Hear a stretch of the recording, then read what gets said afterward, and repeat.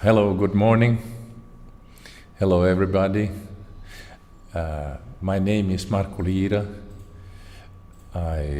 I'm originally from Finland, but I live already 23 years here in Brazil. So maybe we have some people in Europe also seeing these videos.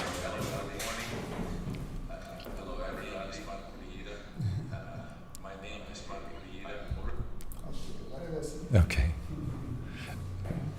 So, today I'm going to speak about this difficult topic. Why is it difficult to love?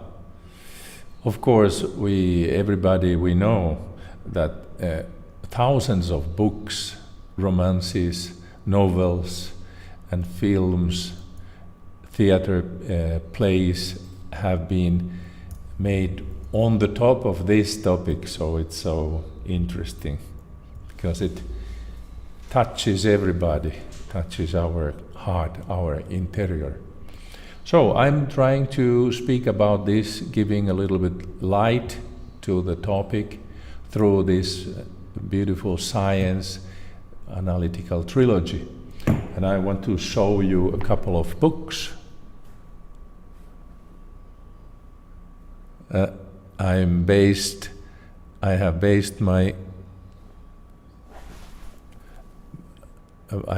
my lecture on these two books, Liberation from the Will. Liberation from the Will. It's not liberation of the will, from the will in English, okay? Written by Dr. Norberto Keppe, that is the founder and president of Analytical Trilogy. The other book that I want to show you that I have used also is called Women on the Couch. Both of them we have in English also translated into several other languages. This book is written by Dr. Claudia Pacheco, that is the coordinator, co-creator of this science that we have in our hands. Okay? I recommend warmly reading of these two books.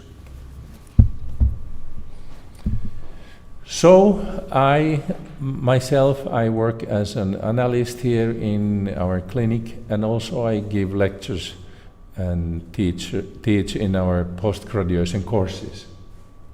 So, why is it so difficult to love? I think everybody has been thinking about this topic sometimes or many times when we have our close relations to wife, father, mother, children, husband. So we need to think about this. Everybody has difficulties in these questions. It's obvious. We are not perfect, we are human beings, as we say. So let's speak first about what is to like and what is the difference between like and love. Okay, we can make the question to ourselves. What kind of people do you like? Think about it. What kind of people?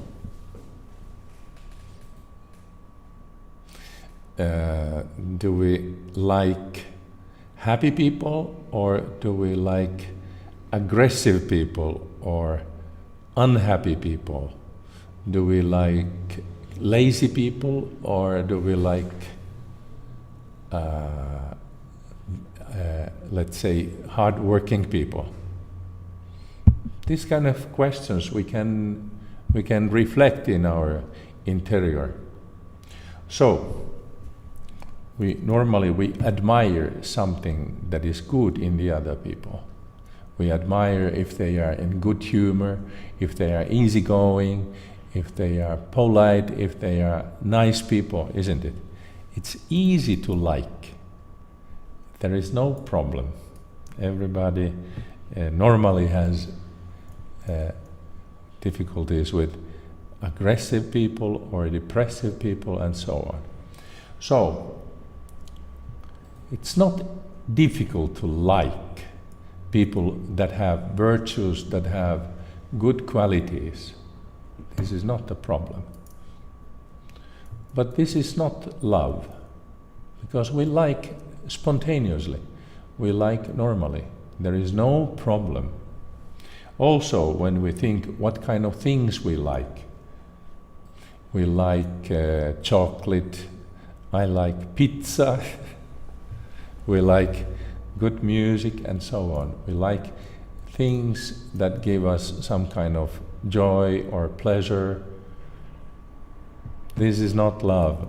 To like is not love. They are two different things. Okay? Clear? So then we can ask, what is it really to love? What is the difference? For example, if I think about my own children, let's suppose, or anybody can suppose, if your children are using drugs, probably we parents, we don't like, but we still love our children, and we hope something good for them.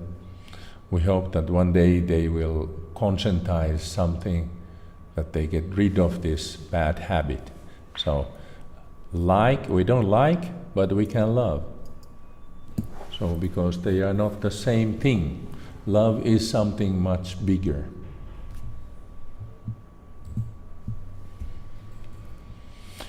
So, the first phase that we normally have experience of is when we fall in love in somebody. Thousands of songs have been written about this topic. When I fall in love, it's forever, isn't it? One of the famous songs. So, then let's ask, what did you see in your lover? If you think about this person that you were fallen in love, maybe 5 years ago, or 10 years ago, or 30 years ago, or 50 years ago, isn't it? Did you see some nice things, beautiful things, virtues, some good humor, beautiful behavior? So, these things we normally see when we are fallen in love. And we don't see the problems in the beginning. In the beginning, we see only positive things, good things, and the vision of problems comes later.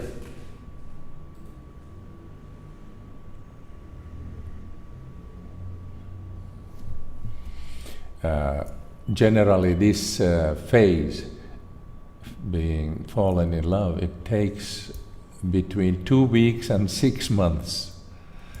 And even Sigmund Freud, the father of psychoanalysis, he recommended, don't make any big decisions. I almost said mistakes, but I wanted to say, don't make any big decisions during this time. Don't get married, for example. Don't move to another city. Don't change your job. Don't get divorced. Because this is a phase that goes over.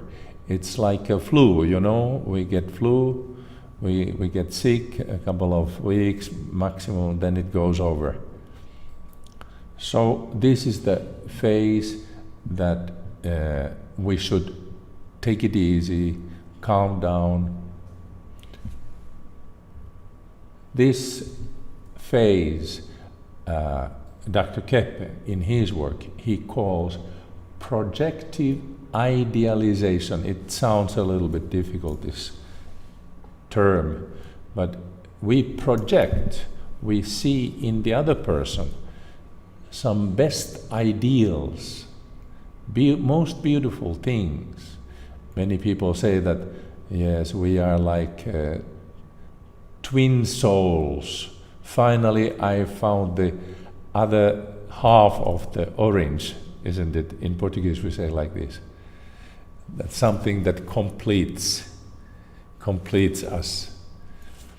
So, we project, we see our own interior in the other person.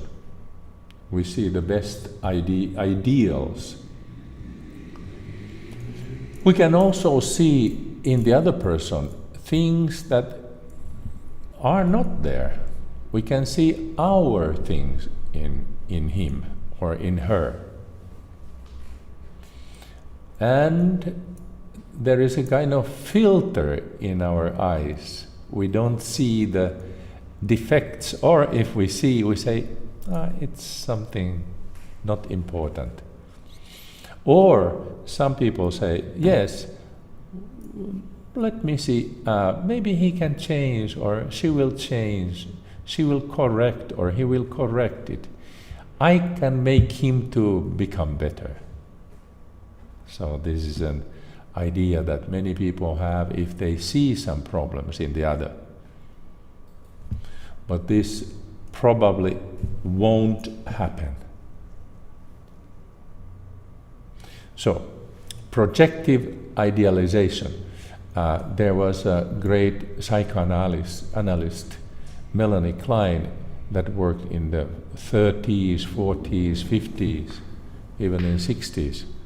And she spoke about the projective identification. She said that in the close relations we start to see soon our own problems in the other.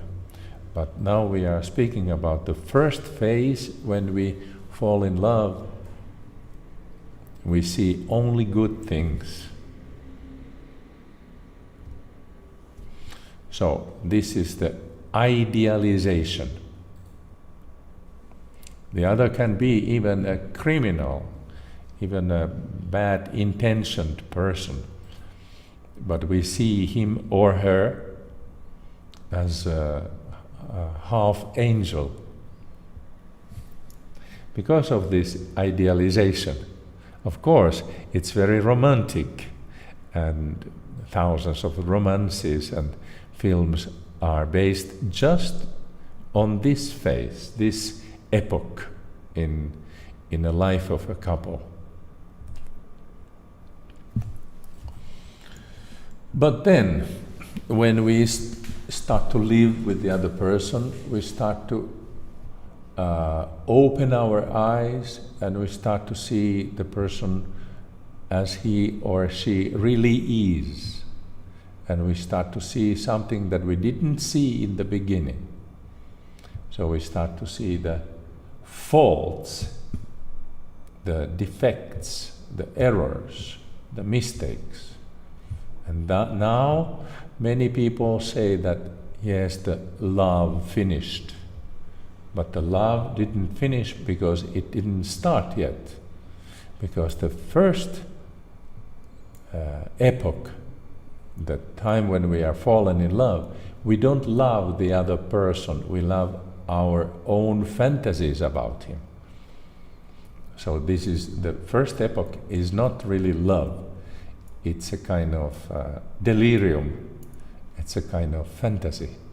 So only when we start to see the person, the other person, as he or she really is, we have opportunity to start to love the person.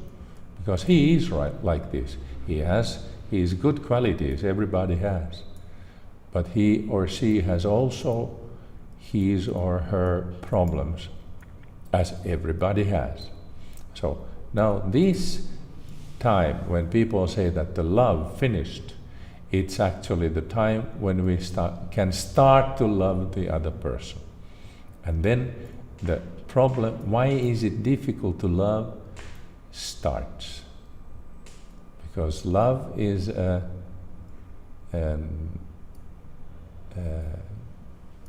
problematic thing. Nobody can say that I can love, I know how to love.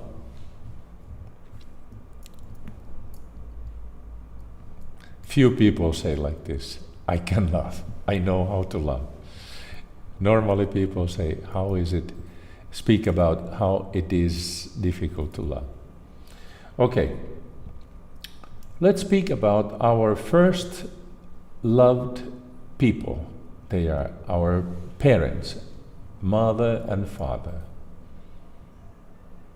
Even if we didn't live with our mother and father, we have some people that live or lived close to us, maybe uncle, maybe aunt, maybe a social worker. They are the people that we love, we admire in the beginning. Or sisters and brothers. You remember how it was difficult to love your brother or your sister. So, we can analyze this question asking, which faults in your father or mother you didn't accept? What kind of faults, mistakes, or errors, or attitudes, or wrong behavior you didn't accept? If you even write down this topic for you, because you can make this kind of analysis also at home with yourself, you as an analyst. Of course, in analysis, in therapy, most of the people, they deal with these questions. In analysis, they want to understand themselves. But you can also do this kind of question to yourself. So, if you give an answer,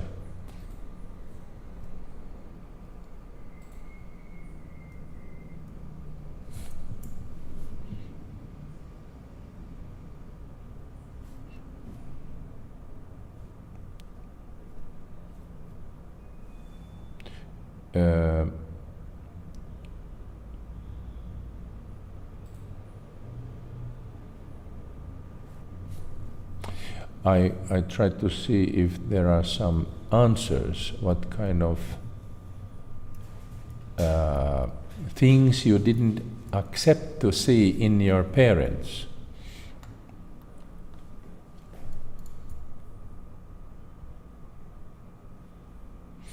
Maybe people have difficulties in thinking what kind of things they didn't accept in their parents. Okay, do the analysis with yourself. Answer, and then ask if this can be something that you would not like to see in yourself. So when you don't like to see something that you see in your mother or father, if you don't like to see it in yourself, then it blocks your love. It impedes your love. It's difficult to love somebody when you see in the person something that you don't accept. We need to ask if I can see this question, this attitude in some form in ourselves. Because of this, do you remember the Moses, one of the laws of Moses, he says, he asks us or commands us to honor our mother and father. So it's not a social question, a good habit that we should have. It's not only this, of course it's also this, but much more. It's something that we should see these questions that we see in our parents, in our interior. That's why we should honor our mother and father. In the other words, we should find love for them, because this is the beginning of the love. If we can love our fathers and mothers, father and mother, then we can probably also find love for other people, where we can also see things that we don't like, that we don't accept. And this is why we should do the same thing when you have difficulties in love your boyfriend, your girlfriend, your wife, your husband. Think about the things that you don't like in him or that you don't accept in him. If there is something similar, something like in you, because this, if we don't do this interiorization, it blocks our love. It makes us incapable to love. This question is a kind of door. We need to go through this narrow door to the place where we can start to learn to love. We need to learn to love. Though it's something that it's already a kind of capacity in ourselves, but we have denied it for so many years that we have to learn it again.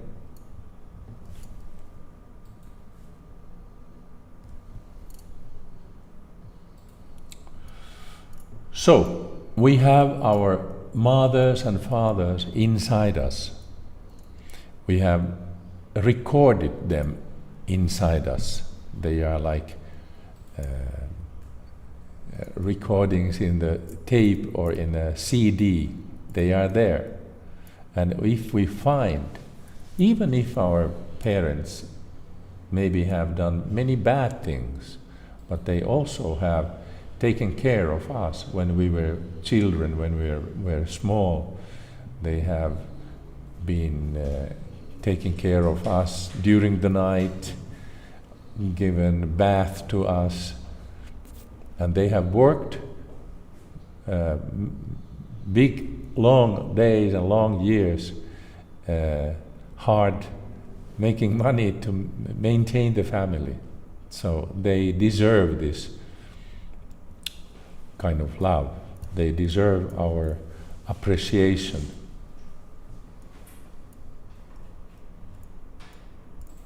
So, because they are the first people that we have loved, so with them we have also had the first touch with this beautiful feeling that we can call love.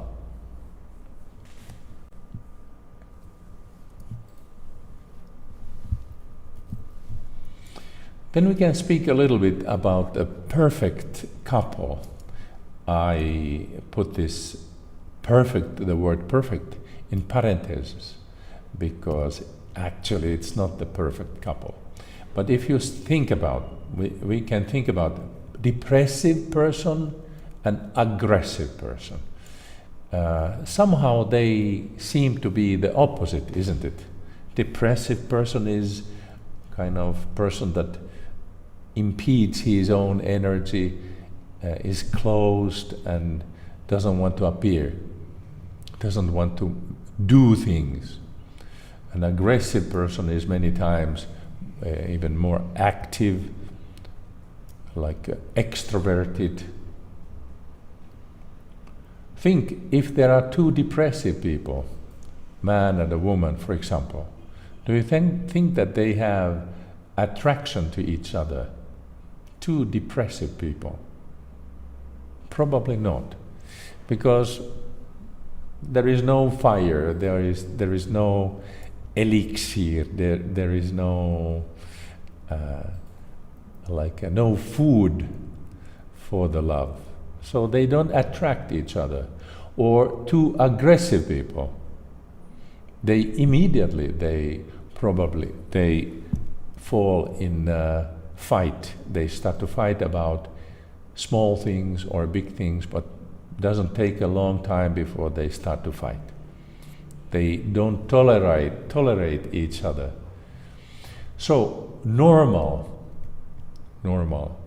unfortunately normal, is a case where a depressive person falls in love in an aggressive person, and they many times they get married and start to live together. So both of them, anyway, they have kind of paranoia behind this, or depressive, either a depressive or aggressive mask. Because the depressive person thinks that all the others, they just blame me, they attack me, they don't respect me. And the aggressive person thinks, all the people, they just attack me, they don't respect me, and I want to show them that they need to respect me. So they, both of them, though they are very different in a surface, but behind this surface, they have this same kind of paranoia. And that's why they unite.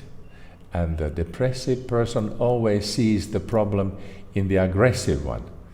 And the aggressive becomes irritated with the depressive and attacks him or her. Think about your parents, your mother and father. Can you see this kind of relation between your parents?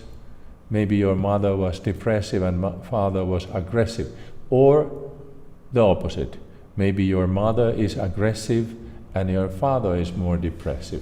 But I think that today, nowadays, we have much more this kind of couples. Women have taken much more this kind of power position, and they are aggressive, and they command, and they demand, and they control. So this is a perfect couple in the sense that the pathologies, the problems, complete each other. Of course, it's not an ideal case. But even if you realize, oh, wow, my relation with my husband or my wife is exactly like this, it doesn't mean that you should do something to divorce or separate. No, let's work with these. Because if you start to see your depressive tendency, then you start to diminish this depressive tendency in you. If you start to conscientize it. If the aggressive person starts to conscientize his aggressive behavior, his aggressiveness becomes milder, he becomes more cooperative with others. So all these things, they are not something fatal. They are something that we can work with. We can conscientize and make the couple work better. But in the, let's say, very pathological couple formation, this kind of people, depressive and aggressive, they need each other and they attract also each other. The big problem is that we want to find the love in the other person. A man wants to find love for his life in a woman. And a woman wants to find love to her life in a man. This is the problem. This is the, let's say, one of the biggest problems, that we live looking for something to our life through the other person. Very few people think that I want to love. No, people think that I want to be loved. We look for the paradise through the other person. And when we think that the paradise comes through the other person, then in the beginning, as I told about this projective idealization phase, we think that, no, look, the other person is offering a paradise for me. But when this phase goes over, then the reality starts to appear. And it was not the paradise that came through the other person. It was nice things, good things, but also problems and consciousness of problems. And this is what many people don't like, and they start to say that first it was a paradise, but then it turned to a hell. And now I want to get rid of this hell and I want to divorce, and then the person repeats the same thing. Do you remember there is an actress, Elizabeth Taylor? If I'm not wrong, she got married 7 times in her life.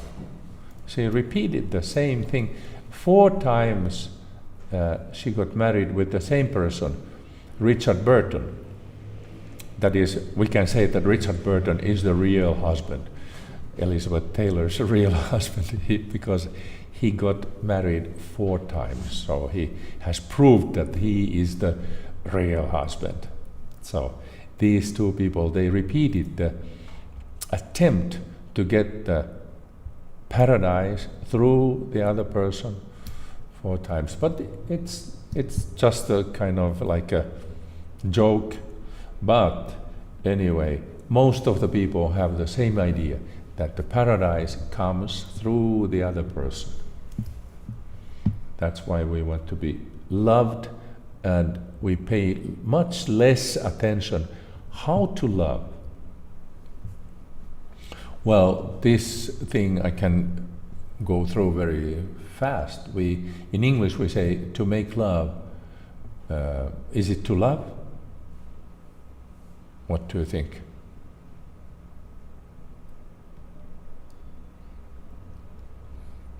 I think most people say no. That's true. It's not to love. To make love is a physiological thing. Of course, it's good if we have love involved in this question. But to make love is not to love. To love is something psychological. It's something spiritual. It's something interior, not physical. A person can even use sex to escape the reality, and then it's something really not love, it's even hate for reality. So I come back to this question of interiorization, because it's the key to open the door to love. So if we don't work with the things that irritate us in the other person, in a loved one, or in the loved ones, in our family members or close friends, and so we block our possibility to love. We need to have tolerance, and we can create a tolerance to see these things that irritate us in ourselves. And this can be a key to open the door to love, because if we are able to love, if we are able to feel this feeling, it can change our life, it can make our life much, much better. We can find even love for things that we didn't know before that we love. For example, for arts, for spiritual things, for practicing things that we didn't even think that we can practice.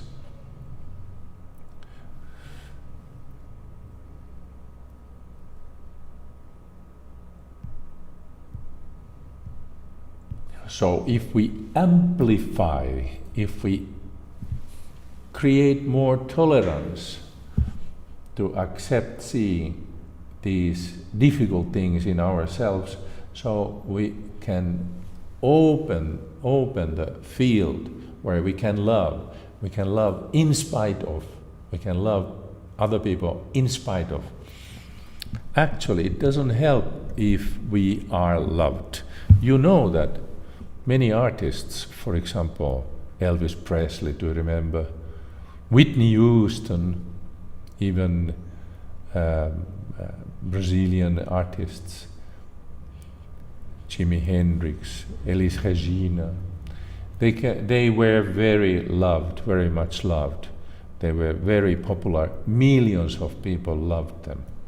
But if they didn't find this love for life, for their existence, for other people, for the arts, for practicing, for doing something good, so they destroyed themselves. We have a tendency to think that they are victims. Somehow, of course, they can be seen as victims of the society. But most part of the disaster that they caused for themselves, for their own life, is because they didn't work with this question of love.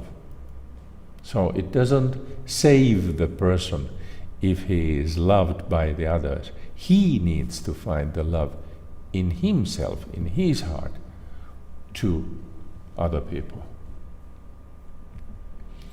And that's why in the Bible there is also an orientation: we should love our enemies.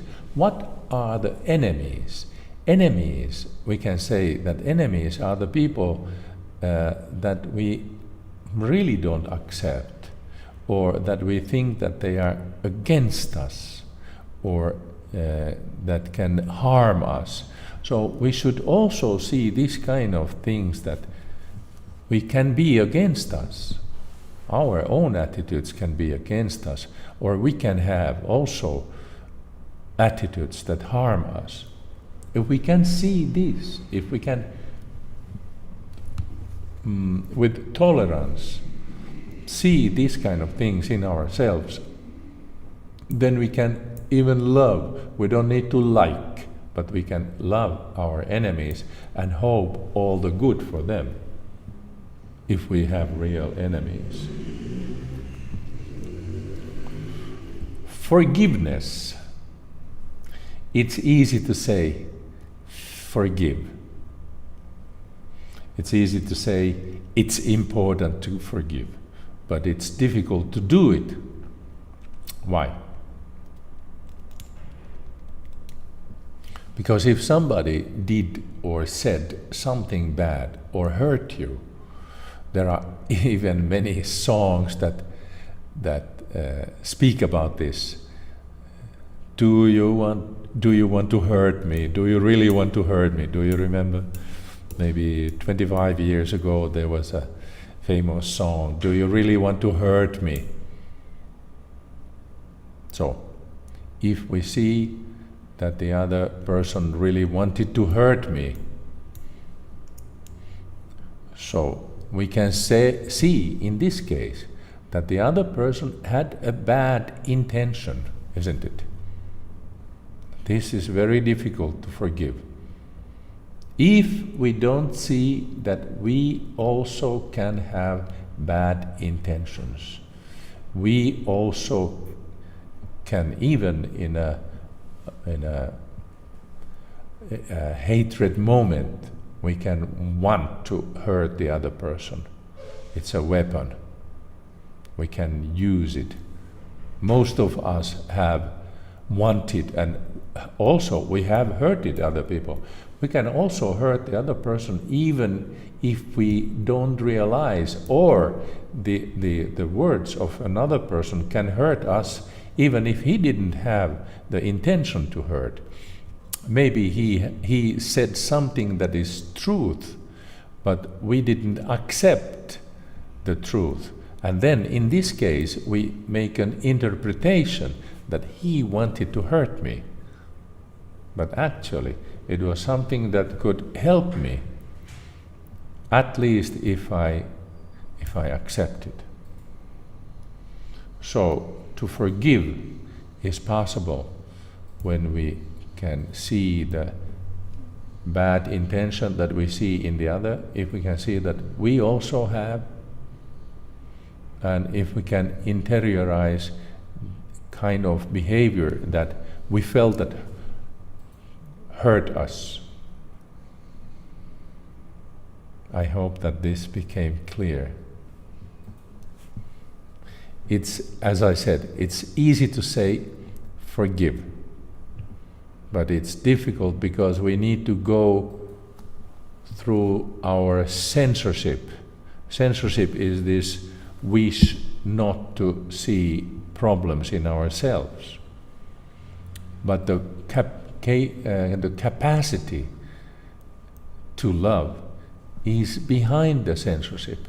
If we can go through the censorship, then we start to have contact with the possibility to love other people.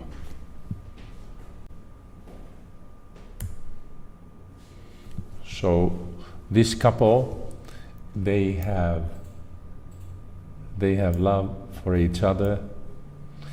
Love is something that inspires artists, sculptors, writers, poets, filmmakers, painters, musicians, all kind of, even cooks, to make good food for your loved one, at least for the family.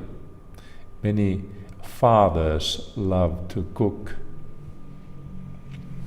Many women also, but many times fathers create kind of special love for cooking. It's also love. Love can have thousands of different forms as we think about God, how He loves us. He gave us the nature, beautiful nature, Brazil, beautiful country, beautiful mountains, beautiful stars, sun, moon. He gave us all these wonderful things. It's love.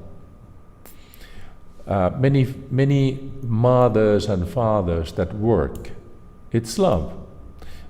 We can even wrongly make an interpretation that our father, he didn't love us, he didn't give us love, he was always in the work.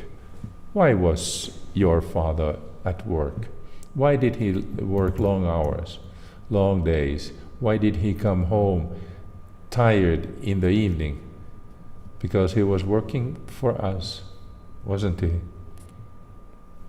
It was his way to show love for the family. So, to put love in our daily life, so is it easy to be good, I ask? Because love is good action. Is it easy? Or pretend to be good? Many times we can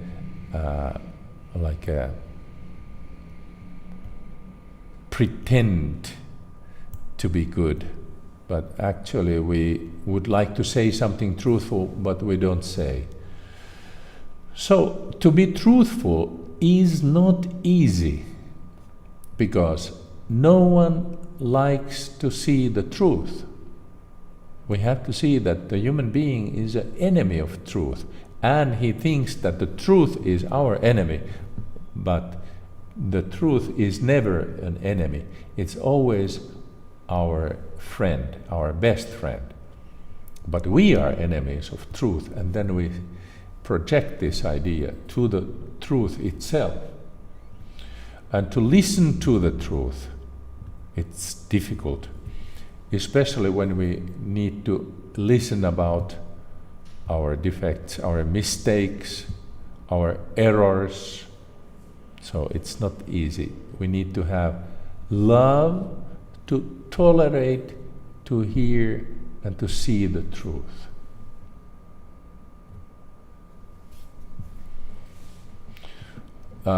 Love comes to us through our spirituality. It's not something that if I love, then it finishes, like a battery. You see in a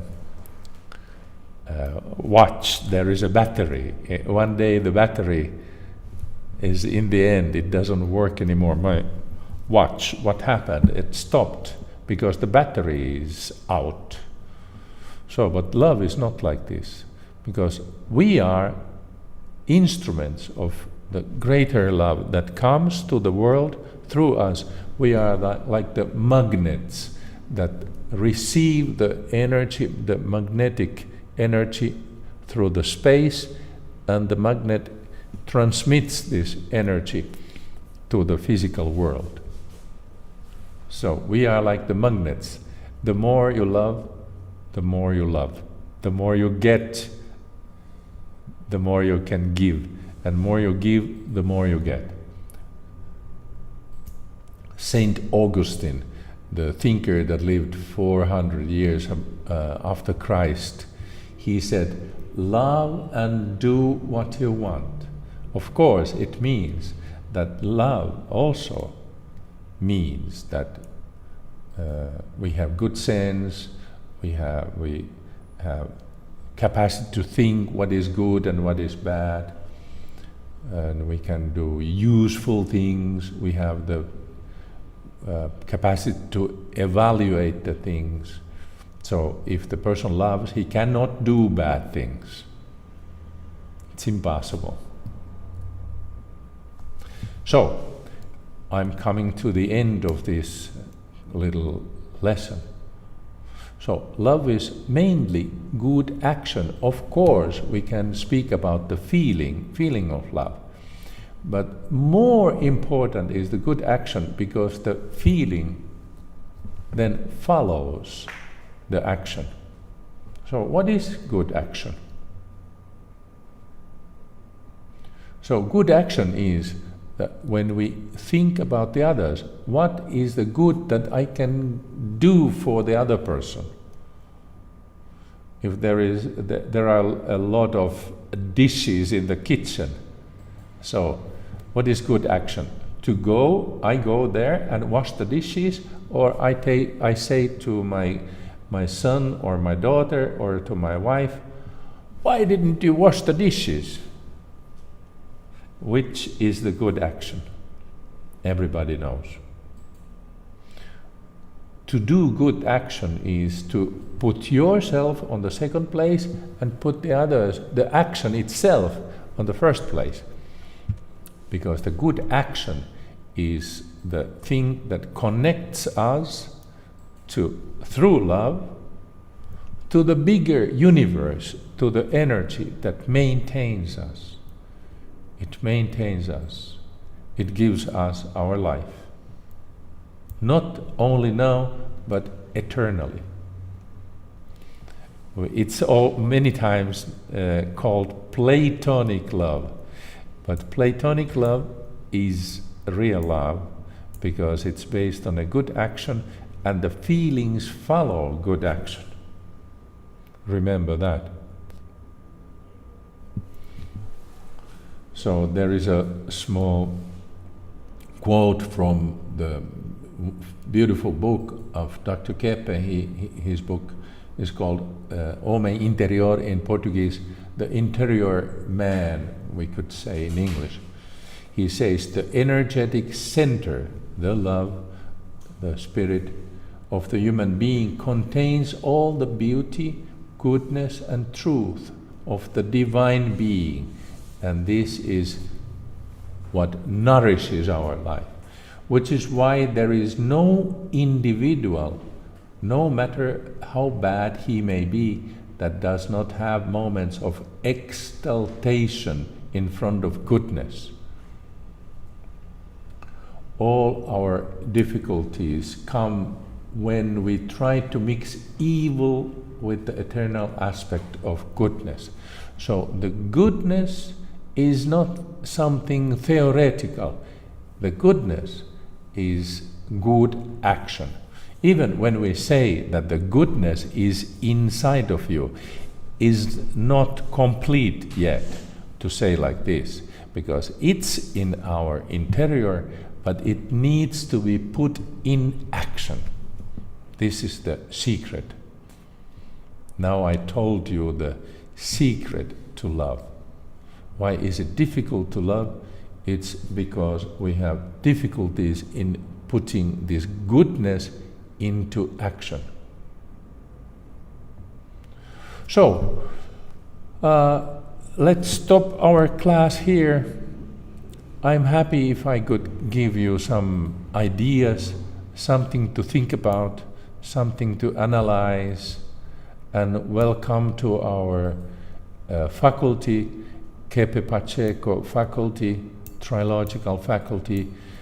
Welcome to know our science, welcome to study languages and post-graduation courses, how to deal with the difficulties, how to deal with the conflicts and other courses. And welcome to read the books that I used as a base in this lecture. Dr. Claudia's book, Women on the Couch. You can read it in Portuguese. You see, this book is very much used. It's worn out because I have studied it a lot. Okay, and the other book, Dr. Keppe's book, Liberation from the Will, that I also used as a base in this lecture. Welcome to know these books and many, many other books and our beautiful science analytical trilogy. So have a nice day and see you next time.